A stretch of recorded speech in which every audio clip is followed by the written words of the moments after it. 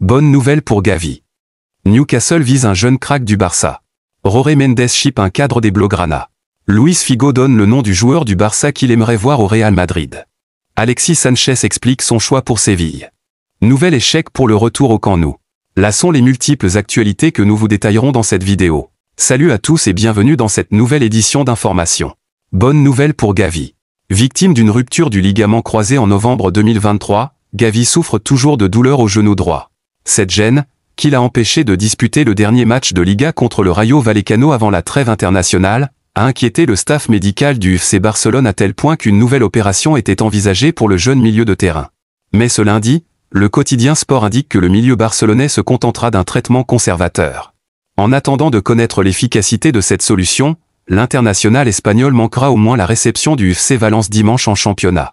Avec la forte concurrence actuelle au milieu barcelonais, il y a peu de chances que le jeune Gavi puisse retrouver aussi facilement un poste de titulaire à son retour. Mais connaissant son engagement et sa détermination, le jeune prodige n'a pas encore dit son dernier mot.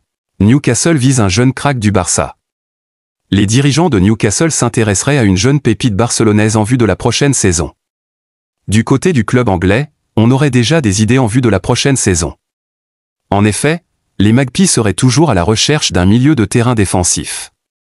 Les Toons envisageraient de revenir à la charge pour s'offrir les services de Marc Casado. Actuellement au FC Barcelone, le joueur de 21 ans dispose d'un contrat jusqu'en juin 2028. L'international espagnol serait valorisé à 80 millions d'euros par sa direction. Selon TBR Football, le pensionnaire de Premier League serait prêt à mettre cette somme pour recruter le joueur ibérique. En manque de temps de jeu avec les Catalans, Casado pourrait sauter sur l'occasion.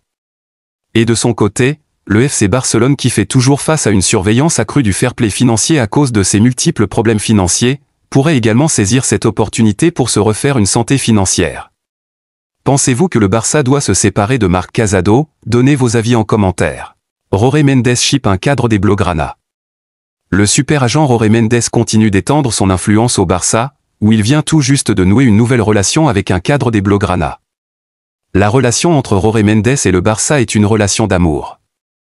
À la tête de la société de gestion de joueurs Gestifut, le super agent portugais a son rond de serviette chez les Blaugrana.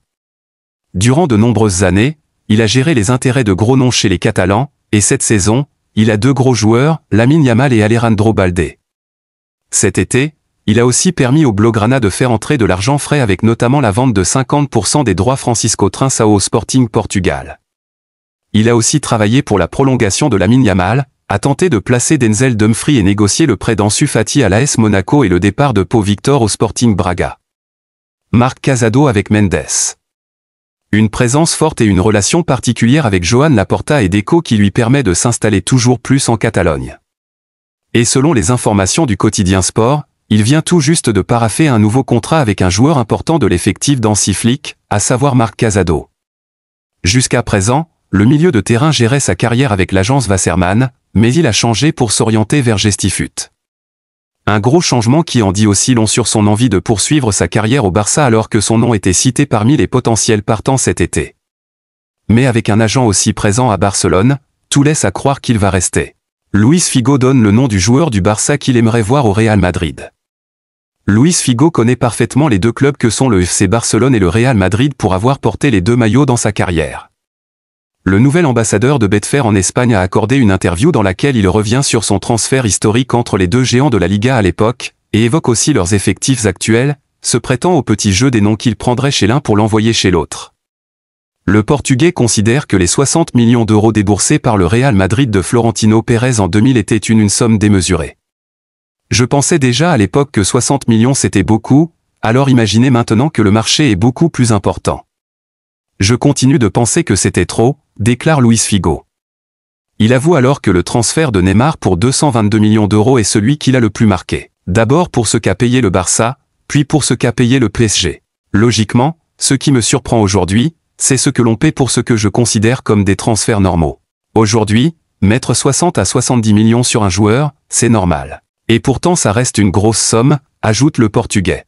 Lors de l'entretien, on lui demande quel joueur actuel du FC Barcelone il recruterait pour le Real Madrid, et vice-versa. Probablement Pedri, du Barça. Dans le sens inverse, du Real Madrid vers Barcelone, ce serait Fede Valverde. Ce sont de très grands joueurs, ils ont toujours un rendement très élevé. Ce sont des valeurs sûres et ils sont très importants pour leur équipe, a déclaré Figo. Alexis Sanchez explique son choix pour Séville. Après avoir roulé sa bosse dans plusieurs autres championnats, Alexis Sanchez, l'ancien joueur du FC Barcelone, est de retour en Liga. En effet, l'attaquant chilien a posé ses valises à Séville. Un club où il se sent déjà très bien. L'attaquant a déclaré ce qui suit. Les premiers jours ont été intenses, avec des entraînements, des examens, des déplacements, tout ce qui arrive quand on rejoint un club. J'ai vraiment hâte de jouer sur ce terrain et de faire plaisir aux supporters. Je pense que l'ambiance au sein du groupe est très bonne et que cette année sera formidable. Ensuite, l'ex-joueur du Barça a expliqué son choix. Je pense que c'est une équipe, le président, l'entraîneur. Quand je leur ai parlé, ils m'ont donné confiance. C'est un grand club et il doit se battre pour le rester. Je me prépare physiquement pour être au meilleur de ma forme, pour être comme un jeune de 20 ans, c'est toujours mon état d'esprit. Après, je compliquerai la vie du manager et c'est lui qui décidera. Je suis là pour aider les jeunes joueurs, le club, et pour apporter de la joie aux supporters qui viennent au stade. Je pense que c'est le plus important. Je pense que les supporters veulent cette joie et il y a une atmosphère très positive. Nous devons changer la mentalité d'aller de l'avant, d'aller gagner.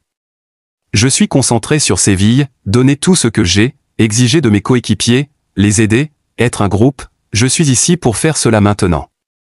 Je viens toujours avec une mentalité de gagnant. Je suis allé à l'Inter, qui n'avait pas gagné de Scudetto depuis 11 ans, et nous avons remporté 5 titres. Une bonne nouvelle pour Séville, qui a bien besoin de 109. Nouvel échec pour le retour au Camp Nou. Déjà repoussé à plusieurs reprises, le retour du FC Barcelone au Camp Nou va encore devoir attendre.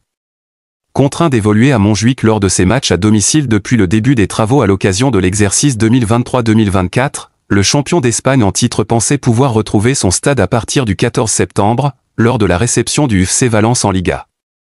Mais le club catalan n'a pas encore reçu les autorisations nécessaires.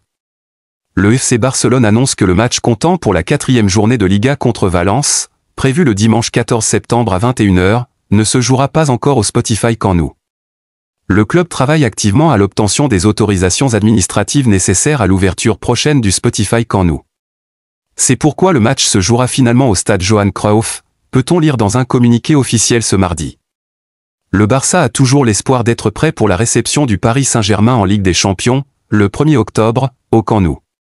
Pour cela, les dirigeants veillent à ce que les travaux sur le chantier redoublent d'efforts et vont plus vite. La saison passée, la police municipale a dû stopper les travaux sur le site, car ils se faisaient le dimanche, un jour non autorisé. Cela démontre à quel point le Barça a hâte de renouer avec son stade mythique, le Camp Nou.